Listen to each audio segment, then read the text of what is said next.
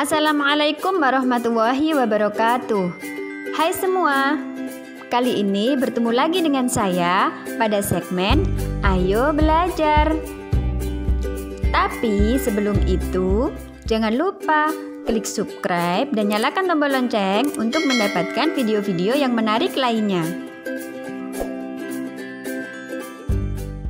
Nah, anak-anak ya, sekarang kita membahas soal yang minggu kemarin diberikan. Jadi kita bahas satu persatu ya. Dari nomor 1 terlebih dahulu. Nomor 1, semua barang dan jasa yang dihasilkan oleh masyarakat negara dalam waktu tertentu selama 1 tahun disebut. Nah, pasti anak-anak sudah tahu ya. Di sini jawabannya adalah pendapatan nasional. Jadi jawabannya adalah E ya. Jadi jawabannya nomor 1 adalah pendapatan nasional. Oke, kita lanjut yang nomor 2. Salah satu manfaat perhitungan pendapatan nasional adalah A. Mengetahui struktur perekonomian negara. B. Sebagai landasan pembuatan undang-undang. Jadi tidak ada hubungannya ya yang B ya. C. Sebagai sumber pembiayaan pembangunan. D. Sebagai data untuk mengambil kebijakan di bidang pemerintah. Jadi tidak ada hubungannya sama E sebagai patokan pertumbuhan ekonomi global. Jadi salah satu manfaat perhitungan pendapatan nasional yang paling tepat adalah jawabannya A, untuk mengetahui struktur perekonomian suatu negara. Jadi nomor 2 jawabannya A. Jadi nomor 2 tidak ada masalah ya anak-anak ya. Oke, selanjutnya adalah nomor 3. Dengan mempelajari GNP suatu negara, kita dapat memperoleh gambaran tentang sistem pemerintah negara. Jadi tidak ada hubungannya dengan sistem pemerintahan ya. GNP itu politik negara. Jadi GNP tidak ada hubungannya dengan politik. C. Distribusi nasional.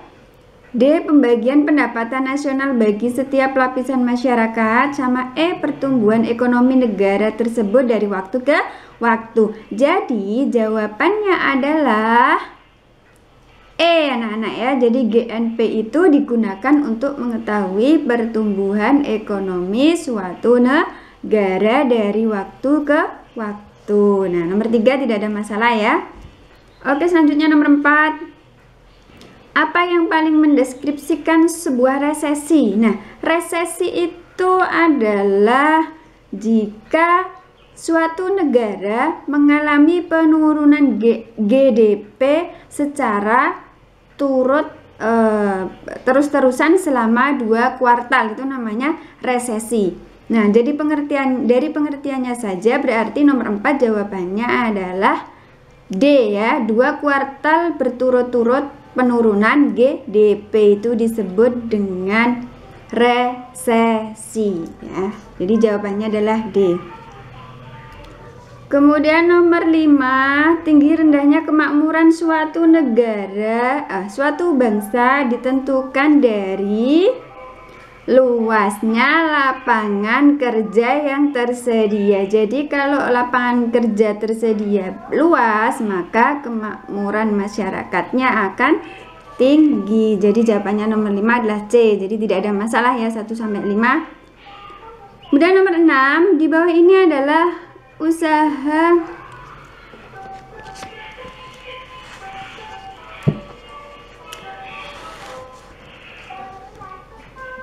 Oke, selanjutnya adalah nomor 6. Nah, nomor 6 di sini adalah di bawah ini adalah usaha-usaha untuk meningkatkan pendapatan nasional kecuali, jadi yang bukan untuk meningkatkan pendapatan nasional. Nah, itu A. Meningkatkan pembangunan di segala bidang. Nah, itu merupakan cara untuk meningkatkan pendapatan nasional. Yang B. Meningkatkan kualitas sumber daya manusia. Nah, cara untuk meningkatkan pendapatan nasional. Jadi kalau sumber daya manusianya meningkat, maka pendapatan nasional meningkat.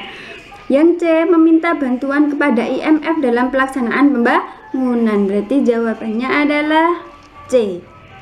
Yang D, mendorong peningkatan industri kecil. Nah, kalau industri kecilnya meningkat, otomatis pendapatan nasional juga meningkat, memberikan kesempatan kepada perusahaan agar mampu untuk berkembang. Nah, itu ya. Kemudian nomor 7. Nah, di bawah ini adalah tujuan dan manfaat dari perhitungan pendapatan nasional. 1. Mengetahui tingkat pertumbuhan ekonomi. 2. Mengetahui perbandingan kemajuan ekonomi antar negara.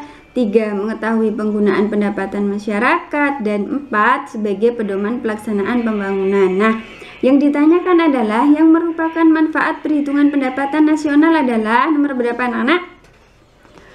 Iya, nomor 1 dan nomor 2. Jawabannya adalah A. Nomor 8. Oke, sekarang kita bahas yang nomor 8 ya. Manfaat perhitungan pendapatan nasional, salah satunya untuk membandingkan pendapatan nasional dari waktu ke waktu gitu ya. Dalam perhitungannya lebih menggunakan harga tetap dan bukan harga yang berlaku. Hal ini bertujuan untuk menghindari perhitungan ganda. Nah, maksud dari menghindari perhitungan ganda itu misalnya begini ya, anak-anak ya. Kemeja itu bahan dasarnya adalah kain. Nah, kemeja bahannya adalah kain.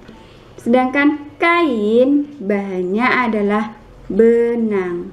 Nah, jadi kalau dihitung kemejanya saja berarti di dalam kemeja itu sudah ada harga kain, sedangkan di dalam kain sudah ada harga benang. Oleh karena itu perhitungannya harus menggunakan harga tetap. Nah, seperti yang sudah dicontohkan pada perhitungan metode produksi itu ya, nilai tambahnya. Jadi baik kemeja, baik kain maupun benang itu sudah dihitung sendiri-sendiri. Jadi kalau misalnya ada perhitungan kemeja berarti harus dicari harga tetapnya. Nah, seperti itu. Sampai sini tidak ada pertanyaan ya anak-anak ya. Oke, sekarang kita lanjutkan ke soal nomor 9. Nah. Oke, nomor 9. Dengan melihat kecenderungan perkembangan pendapatan nasional, pemerintah dapat mengidentifikasi masalah-masalah baru dan merencanakan program baru untuk menanggulangi masalah yang terjadi.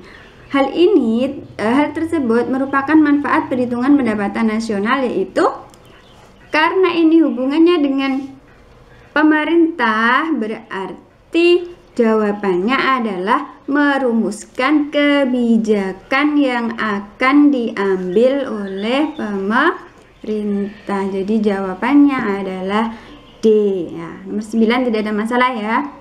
Oke, lanjut kita nomor 10. Berikut merupakan komponen dalam pendapatan nasional. Nah, urutan 5 komponen pendapatan suatu negara yang paling tepat adalah, nah kita sudah mempelajari konsep pendapatan nasional. Dari sini urut-urutannya yang benar apa, Nana? Nah, sekarang kita lihat di sini. Nah, ini ya untuk nomor 10. GDP rumusnya adalah ini. Setelah GDP baru GNP. Nah, untuk GNP itu rumusnya ada bisa 4 jenis ini ya, tergantung soalnya. Kemudian habis GNP terus NNP. Kemudian habis NNP lalu NNI, PI dan yang terakhir DI. Nah, inilah urut-urutan dalam perhitungan pendapatan nasional ya, konsepnya itu. Nah, tidak bisa dibalik, DI-nya di atas, PI-nya di bawah. Tidak boleh ya. Berarti yang ada yang sama dengan ini yang mana? GDP, GNP, NNP, NNI, PI dan DI. Jawabannya adalah GDP, GNP, NNP, NNI, PI dan DI. Jadi jawabannya adalah E. Nah, itu ya. Oke, sekarang nomor 11. Pendapatan nasional yang dihitung dengan menjumlahkan nilai produksi barang dan jasa yang dihasilkan oleh sektor ekonomi di wilayah tertentu, baik oleh negara asing maupun warga negara asing maupun warga negara itu sendiri tertentu disebut. Nah, dilihat di sini. Nah, seperti ini ya. Kita lihat di sini. GDP rumusnya adalah pendapatan BNI, jadi warga negara Indonesia maupun warga negara asing yang ada di dalam negeri. Jadi kalau kita lihat dari rumus ini berarti jawaban nomor 11 adalah GDP. P. Jadi jawabannya adalah D. Nah, itu ya anak-anak ya, paham ya? Oke, nomor 12, GNP atau digeser dulu ya. Nah, udah ya. Nomor 12, GNP atau Gross National Product suatu negara dapat dihitung dengan cara, nah, kita lihat di sini nomor 12. Nah, ini ya. Nomor 12 sekarang kita lihat yang rumus GNP. Nah, GNP itu rumusnya ada 4 macam ya anak-anak ya.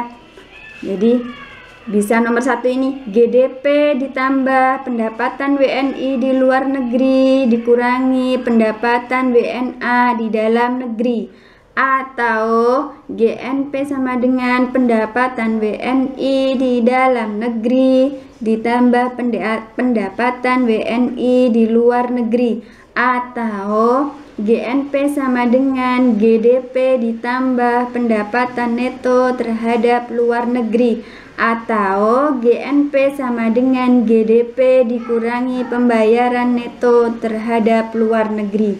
Nah, dari soal nomor 12 tadi berarti jawabannya yang benar adalah, jadi yang B ya, GDP ditambah pendapatan neto terhadap luar negeri dari faktor-faktor produksi. Jadi kita pakai rumus yang nomor 2 ya Nana. Jadi kita pakai rumus yang ini. Pendapatan maaf. Jadi kita pakai rumus yang nomor 3 ya Nana ya. Jadi yang ini yang kita pakai rumusnya. Nah, GDP ditambah pendapatan neto terhadap luar negeri. Nah, ini berarti ya kita pakai yang itu. Berarti jawabannya adalah B. Nah, nomor 13, Budiman orang Indonesia yang bekerja di Indonesia mampu menghasilkan produk 5 juta. Mr. Thomas itu adalah warga negara asing yang bekerja di Indonesia. Nah, Budiman orang Indonesia di Indonesia, Thomas orang asing di Indonesia menghasilkan 8 juta. Rangga warga negara Indonesia yang bekerja di luar negeri mampu menghasilkan 7 juta. Bila diterapkan perhitungan GNP, penghasilan yang diperhitungkan adalah, nah, sekarang kita lihat lagi rumus ini. Nah, yang GNP ya. Nah, kalau kita lihat rumus ini berarti kita menggunakan rumus yang nomor 2. Nah, ini ya. Pendapatan WNI di dalam negeri ditambah pendapatan WNI di luar negeri. Kita lihat yang sini. Pendapatan WNI di dalam negeri itu punyanya siapa? Budiman. Sedangkan pendapatan WNI di luar negeri punyanya siapa? Rangga. Berarti yang diperhitungkan untuk menghitung GNP adalah Budiman dan Rangga. Mana? Jawabannya adalah E ya. Nah, oke. Nomor 14. Nah, nomor 14 sekarang adalah pendapatan nasional bersih atau NNI diperoleh dari, nah, kita lihat di sini. Nah, NNI rumusnya adalah NNP dikurangi pajak tak langsung ditambah subsidi. Kalau tidak ada subsidi berarti NNP dikurangi pajak tak langsung. Kita lihat di sini berarti jawaban nomor 14 adalah NNP dikurangi pajak tak langsung. Jawabannya adalah E. Nah, oke, sekarang nomor 15 ya Nana ya. GDP, kita geser lagi. Nah, GDP suatu negara adalah 24 juta, pendapatan warga asing 3.500.000, penyusutan 2.750.000, pajak langsungnya 2.500, pajak tak langsungnya 3.000 ya. Besarnya NNI, berarti kita disuruh mencari NNI dengan rumus ini ya. Nah, kalau kita mencari NNI berarti kita harus menghitungnya dari atas dulu. Nah, GDP, GNP, NNP, dan NNI. Nah, ini GDP-nya sudah diketahui, berarti kita tulis di sini. Ini nomor 15 ya. Jadi GDP sudah diketahui nilainya adalah 24.000. Kemudian GNP. Nah, kita lihat di sini GNP sama dengan GDP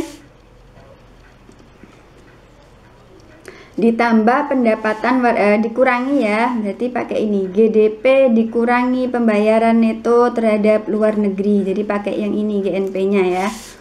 GNP nya berarti 24.000 dikurangi pendapatan warga negara asing nih 3.500 sama dengan 20.500. Kemudian habis GNP adalah NNP. Nah, NNP caranya adalah GNP dikurangi penyusutan. Jadi 20.500 dikurangi penyusutannya adalah 2750 sama dengan 17.750. Kemudian yang terakhir adalah NNI sama dengan NNP dikurangi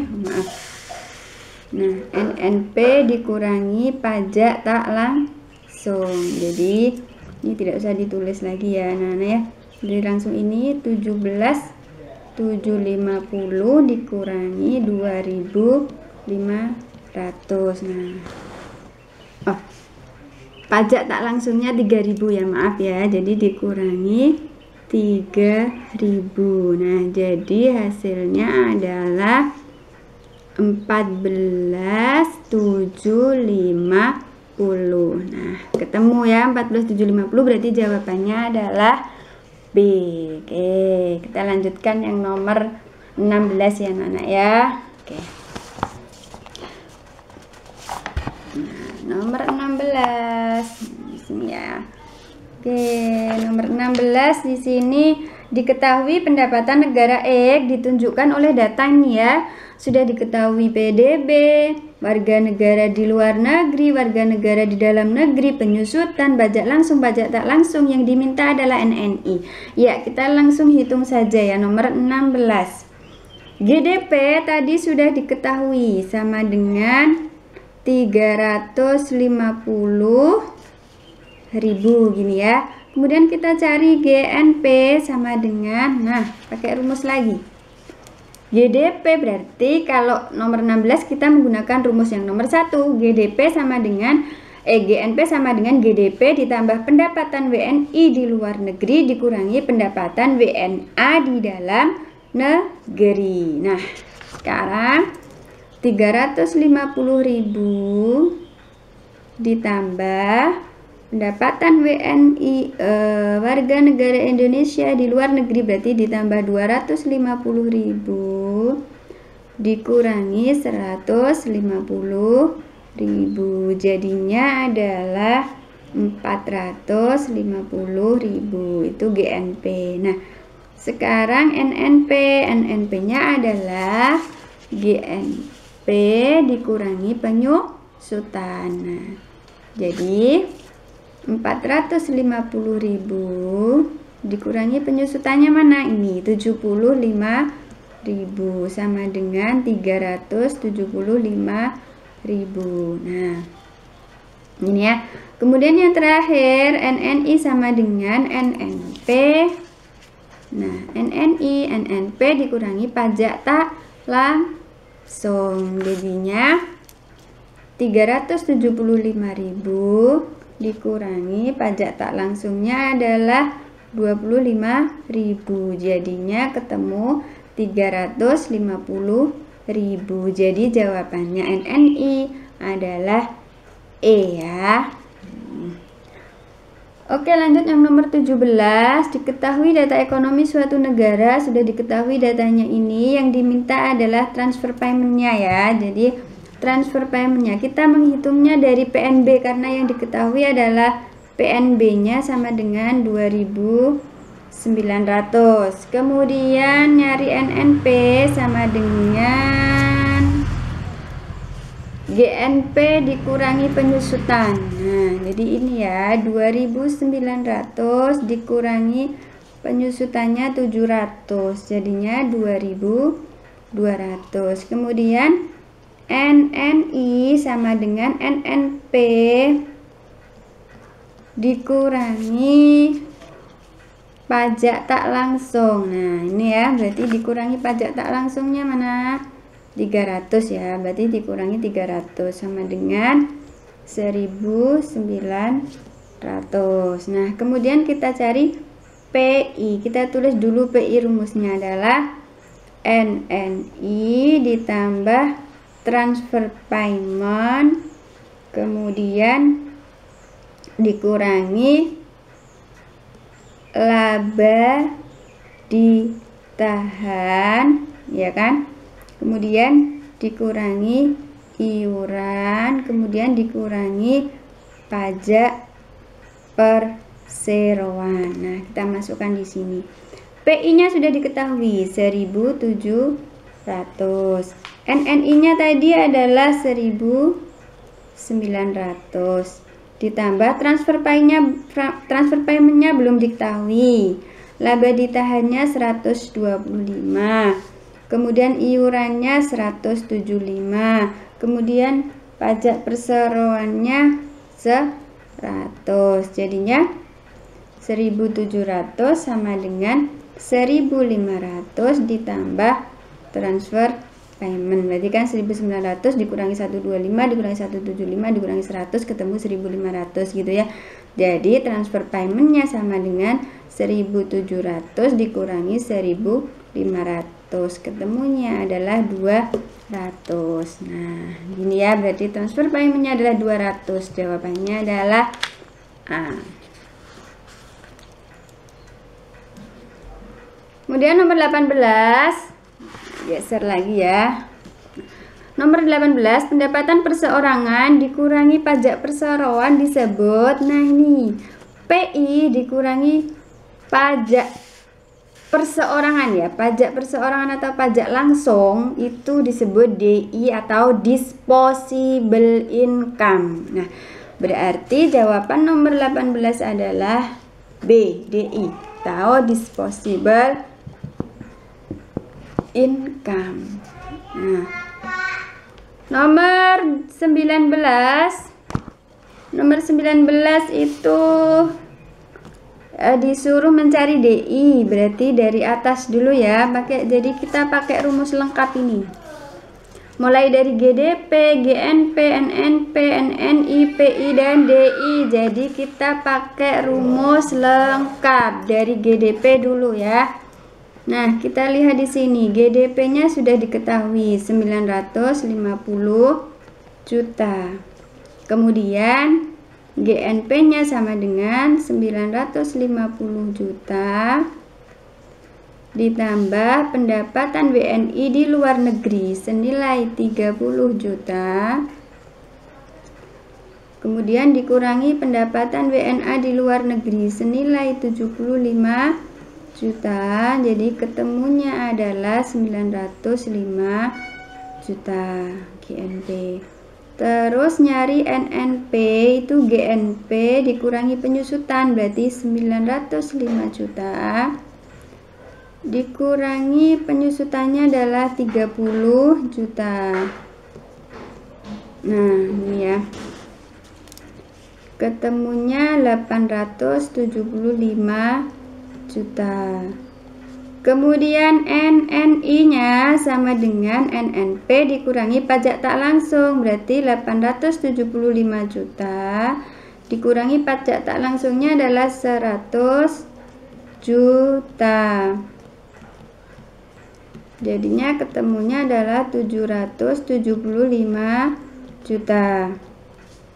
Kemudian PI-nya sama dengan NNI 775 juta. Kemudian ditambah transfer payment-nya 25 juta. Dikurangi laba ditahan 150 juta. Kemudian dikurangi asuransi ya 5 juta. Oke ya, jadi langsung dikurangi 20 juta itu dari pajak perseroan, jadi ketemunya PI adalah 625 juta gitu ya. Kemudian yang terakhir kita cari DI atau disposable income. Caranya adalah PI dikurangi pajak langsung. Jadi ini dimasukkan 625 juta dikurangi pajak langsungnya adalah 50 juta ini ya. Jadi dikurangi 50 juta ketemunya adalah 575 juta. Jadi jawabannya adalah A gitu ya anak-anak ya. Jadi 575 juta. Kemudian yang nomor 20, usaha untuk meningkatkan pendapatan masyarakat perlu dilakukan oleh masyarakat sendiri dengan jalan A. Memberikan bantuan dan sumbangan secara cuma-cuma. Jadi mereka nanti tidak kreatif ya. Kemudian yang B, menambah jumlah pabrik-pabrik untuk menyerap tenaga kerja. Nah, kemudian yang C, meningkatkan keterampilan. Kalau kita jawab B, nanti kalau masyarakat itu tidak memiliki keterampilan tertentu, berarti dia kan tidak bisa bekerja di pabrik kan gitu. Yang nomor C adalah meningkatkan keterampilan dan memperluas lapangan kerja. Jadi selain memperluas lapangan kerja juga harus ditingkatkan keterampilannya. Berarti jawabannya adalah C ya untuk nomor 20. Anak-anak, kemudian kita bahas esai yang nomor 1 dulu ya. Nah ini esai yang nomor 1.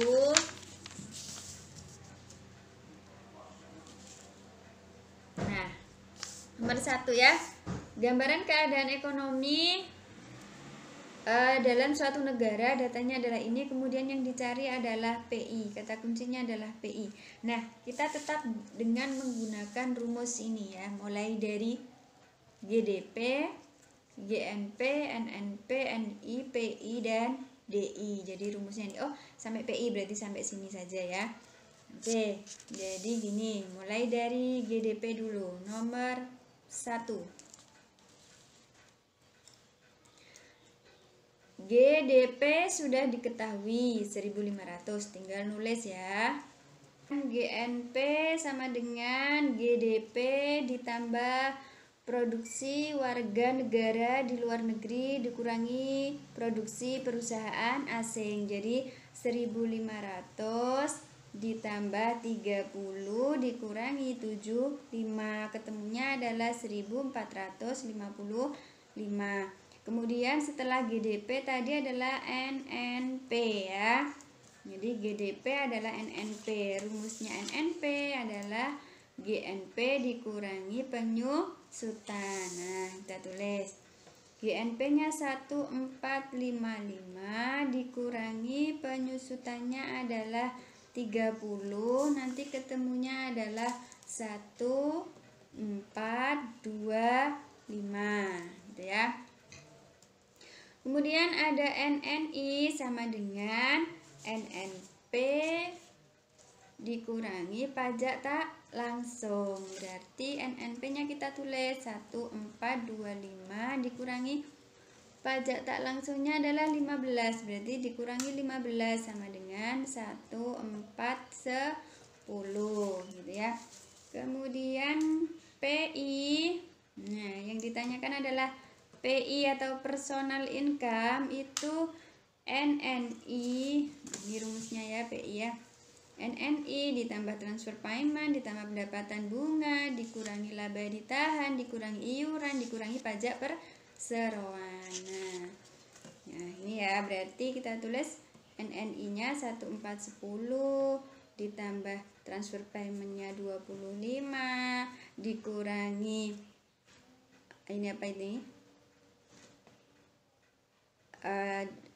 Laba ditahannya 15 dikurangi asuransinya 3 kemudian dikurangi pajak perseroannya adalah 5, ketemunya 1412. Jadi PI nya adalah 1412. Nah ini untuk esai nomor 1. Nah anak-anak sampai di sini dulu ya. Jadi kesimpulannya adalah, nah ini kita harus tahu konsep dari pendapatan nasional dari GDP, GNP, NNP, NNI, PI, dan DI. Nah untuk soal-soal selanjutnya yang belum dibahas nanti akan kita bahas di sesi selanjutnya ya.